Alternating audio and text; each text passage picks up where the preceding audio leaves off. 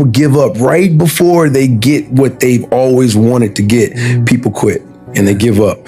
And I will not be the person who quit before I got what I wanted or what I needed or what I felt I was supposed to have, you know?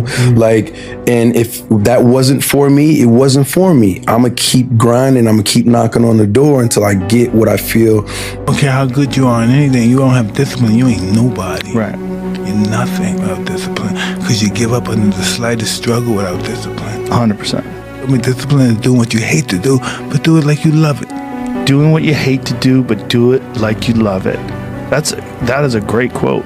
And if you can do that, you could be successful in anything. But I mean, for some people out there that aren't feeling good, man, if you just fucking struggled more, you get over that struggle, you feel better. It sounds so simplistic, but I swear by it. I've felt shitty myself, and then forced myself to work out, and after I get out of there, I'm like, whoa, 100%. Fucking it's 100% guarantee. I get happier about the harder it is because I know that no one else will follow. It's a selection effect. And I think if you can shift from this is hard to no one else will be able to do this, then it flips from being this thing that you're like, oh, poor me, to oh, poor everyone else who's going to have to fucking try. Yeah. And I think that is so much more motivating as a frame for the exact same circumstance. Like I want to wake you up at 3 o'clock in the morning and go, come on, man, we're going running. Like I want to see what you do when you're tired. Let me see how you push yourself.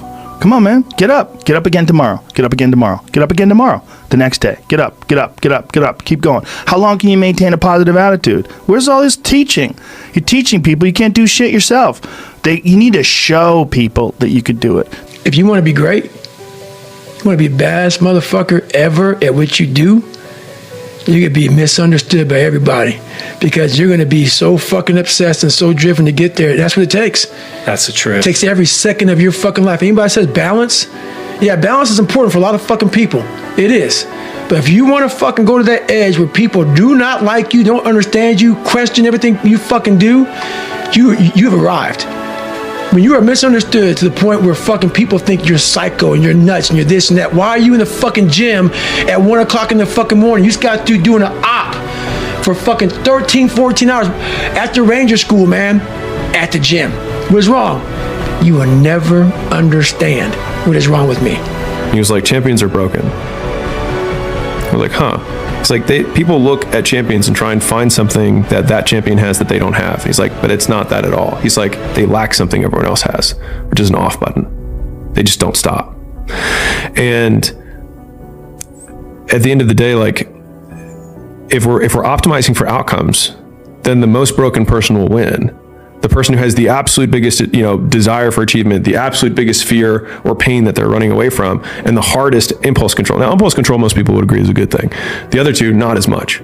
Because I'm in the right fucking spot. When people don't understand you anymore, you're in that spot of obsession and drive where people are like, what the fuck is wrong with this guy? I don't want to talk to you, man, because you're not going to get it. The point is that there's some games you don't get to play unless you're all in. And the other thing that's so interesting about being alive is that you're all in. No matter what you do, you're all in. This is going to kill you. So I think you might as well play the most magnificent game you can while you're waiting. Because do you have anything better to do? Really? Why not pick the best thing possible that you could do? Why not do that? Maybe you could justify your wretched existence to yourself that way. I think you could. That's what it looks like. You need to love pain to be an athlete. And I know, no pain, no this, whatever, all the corrections. Oh my, no, this is real. You need to love pain. However, mentally, physically, love it. You need to love it. If not, stay where you are. That whenever I'm down, I'm like, oh, hang on, motherfucker. Oh, you know the truth. You know the truth. You know the darkness of the fucking dungeons and the fucking demons that fly. You know, and then from there, it's like, oh, okay, you were there. You know this. There was no one there to pick up the rucksack, to pick up the boat, to pick up the log, to go in there. It was you. It was you. There was no pat on the fucking back at 300, at 275, at 250, at 220. No, that was you. So those things that come out of me, that extract from me in the darkness, people are looking for that pat on the back. Where is it? Oh, I don't need it. Because what I've done is in the fucking unseen work, I built Frankenstein. To make yourself feel better about why your product isn't as good as it should be, but you have an excuse that only you need to believe. And you believe that excuse, so it excuses you from working harder on the stuff you know you should be doing but aren't. And that work, the work you know you should be doing but aren't, is the opportunity, because that is the work that your competitors also aren't doing. And I'm telling you from the bottom of my soul, it is so easy to beat people today. They are so soft. They have no work ethic. No one can stick with anything. Everyone's distracted. They're on social media. They're counting their fucking notifications because they can't stick with shit. They can't say no.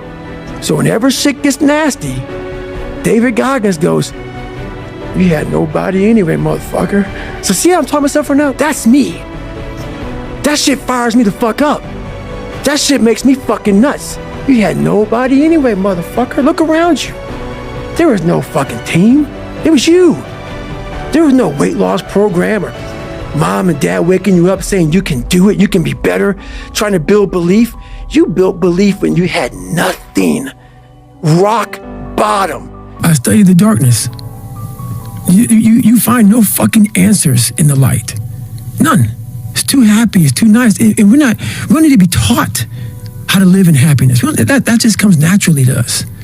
Happy moments, but the dark times, man, you can't get there unless you put yourself there. You think when you're young that you have all this time. You have no time. There's no time. I mean, one of the quotes on the wall in the gym in there is, there is no tomorrow.